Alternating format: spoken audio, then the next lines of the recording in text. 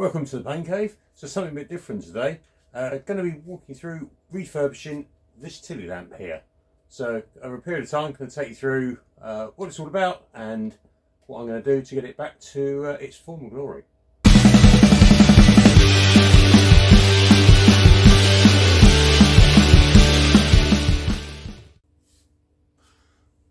So what is this lamp then, that I'm refurbishing? So this here is a Tilley lamp. It is a paraffin pressure lamp. I've used these for years with the Scouts when I used to be quartermaster for our Scout group, maintained these. They're amazing, they work in all conditions, really bright light, burn for hours, cracking bits of kit. Fortunate enough to find one locally on Facebook Marketplace not too long ago. Needs a little bit of work, but the price was worth it. So in the way these things work, paraffin goes in the tank in the bottom. I have drained this one, but normally that would have paraffin in there. Via this pump it up a few times, gets pressure in the bottom. We then have our preheater. That's soaked in meths. You pop that under there and you light it. The meths burns up, it heats the mantle, which will be inside the globe here, and once that's up to temperature you can then very slowly, via this valve here, open up and that will inject under pressure the paraffin. All being well, the paraffin ignites in the mantle under pressure because you've got it up to enough heat and light. If you haven't got enough heat or pressure, it's a nice Roman candle. But that comes with practice of using them and having it well maintained. So for this one, it needs quite a bit of work. The globe, very sooty, just some general dirt and muck on the top piece here. Again, just general bit of dirt and age, rust and marks on the bottom here. I think most of this should clean up quite nicely. I definitely need a new mantle, and the vaporizer, the piece that comes up that I mentioned, that the mantle sits on, that might need replacing, but once I get into it, know a bit more. Intention is to try and refurbish and use as much as I can of this one to save cost and also just show that you can actually refurbish these things quite well. But I will need some parts, so we'll get them along the way as I find it. So let's get into breaking it down for today and starting to figure out what's what with this thing. So I've got it on my bench here, just got an old tea towel under it just in case of any dirt or spillages, just to contain it, keep a nice clean work area. So these things break down really easily. So our carry handle, we just pop out the top there. That actually looks in, yeah, that's pretty good shape. Just a little bit of surface marks on that.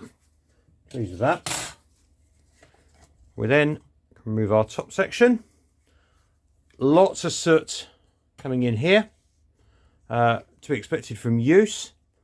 These pieces do all unscrew. That's the top piece where the mantle sits. The mantle actually comes on, and it's a little kind of cloth sort of mesh sort of type of affair. We'll see it when I actually get that ordered up. That actually fits around the top here and around the bottom, and effectively creates, looks like a little balloon almost. So this all comes apart, and so I'll start taking this apart now. This all unscrews, and there's my mantle piece. Mantle comes off of there. Again, this looks, apart from being a bit sooty, that actually doesn't look too bad. So I'm probably going to, for some of this, use some old rags and probably a bit of paraffin. It's quite a nice cleaning agent as well. I've got some spare from what I drained. I will use new paraffin for it when I get to the end of the build and I'm using it for the first time. I will use fresh because I don't know how long that old stuff's been in there. But yeah, that's starting to look pretty good in there, and just needs hopefully just a little more cleaning up with some paraffin. So that's that piece there. Carefully now, as this is the glass bit. Here's our globe. This is really bad, really sooty. My guess here would be that towards the end of its last working life, it probably wasn't cleaned and serviced as much. Perhaps someone didn't quite know how to do that or how to use them. And if it's got this bad, it's just probably wasn't burning very cleanly at all. Probably a few of those Roman candle moments I mentioned. So it's just ended up that way. Funny odd like marks, like drip marks almost there. Not sure quite what that is. Normally I'd say something like paint, but it looks almost like a liquid been spilt. So a bit odd that. But again, that is glass, so I'm hoping already if I just push it here, I can see if I just put my glove in there and rub it, already it's starting to clean up a bit already. So again, a little bit of paraffin in there, I reckon will be good. There's our preheater. It's a little bit battered, but these things are pretty simple. As long as it soaks up the meths okay, then and burns, then that's fine. I'll probably do a little test burn outside on that and just see. Hopefully not have to buy one of them. They're oddly expensive, these things, but they are just the right shape, just to fit around the vaporizer there and just sit in place. So we've now got our pressure pump. I mean, this usually sits in the paraffin, so this is as I expected. It looks pretty good condition. There is a little washer, if you can see it there, just around the edge there that helps part of the seal. You can get the washer kits for it's just a few pounds, so I'll probably replace the washers. And we've got washers and seals in and around these other parts as well. You can buy a complete kit for just a couple of pounds there. So for while I've got it apart, it seems to make sense just to replace them. They're probably quite old and starting to get a bit perished. It's an easy fix. But actually, the pump, it feels like it's got some good resistance on it. And again, being soaked in the paraffin because it sits in the tank, hopefully that again helps preserve it somewhat. So feeling pretty good about that. This is where it gets a little bit tricky. This doesn't look like it's been off for some time. So this whole vaporizer piece will unscrew, but not today easily. So as you can see here, quite a bit of surface corrosion around this. The actual valve does seem to be turning in there, if you can see that there. There's my valve. Oh, the end's popped off a bit, but if I just push that on, that actually is turning completely. So it makes me think it's working inside okay. There's definitely some surface corrosion. What will happen is this vaporizer, there's a small little grip there. That should unscrew at that point, and then this bottom piece should unscrew here out of the tank.